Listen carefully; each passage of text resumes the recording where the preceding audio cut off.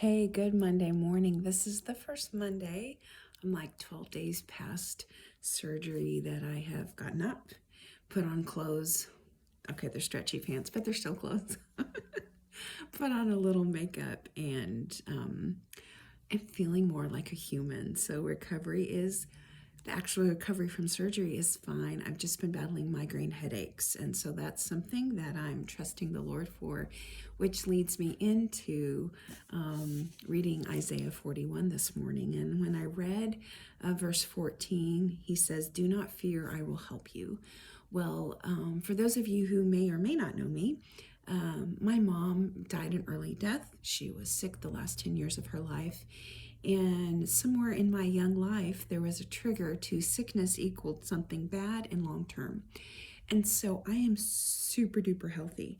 But when I get sick, like where I have a migraine or whatever, migraine being the theme of the week, then the enemy knows how to throw long term lies that I have believed that, oh, this is probably more than a migraine. You're probably going to have a CAT scan.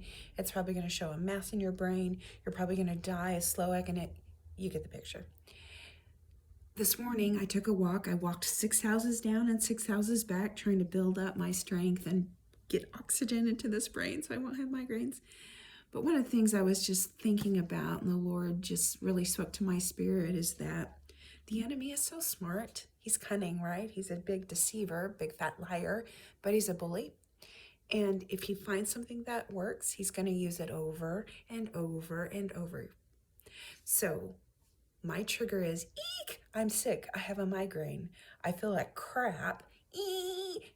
The enemy goes, ooh, I know what works with her. And he throws that same old lie. This is the beginning of the end. This is some kind of long-term horrible thing, which crowds my thinking to maybe God's words about me aren't true. Maybe God isn't listening to my prayer. Maybe God really isn't going to heal me.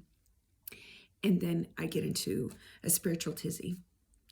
So as I'm learning to listen to God's voice and apply his word despite my circumstances, I'm also recognizing that the enemy yaps a lot in my ear, and I want to change the narrative. I can't stop him from yapping, neither can you, but what we can do is say, yo, I see you yapping.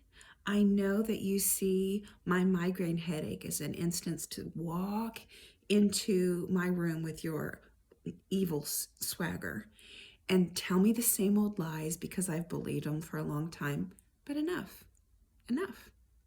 Just recognizing what the enemy does, I'm learning, is the beginning of the end for that lie to have a hold and a power on us.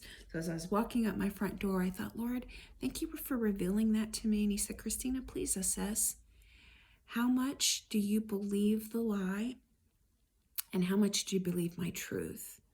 When I don't have a migraine, I believe God's truth. Oh yeah, I'll go to bat for God's truth. But when there's a migraine and I'm on my bed writhing in pain, yes, that's dramatic, but that's who I am. It's really hard for me not to listen to the lie and believe it as true. So I don't know what your trigger is.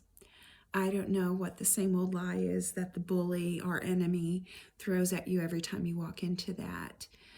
But would you have the courage to recognize that and then stand up to him and say, yeah, I may not have won yet, but I'm recognizing your lie and it stops right now.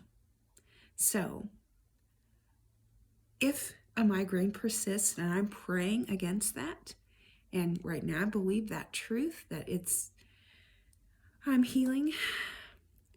But if the twinge of a migraine comes my way, I promise I am going to hold the enemy accountable and tell him where he can take his lie.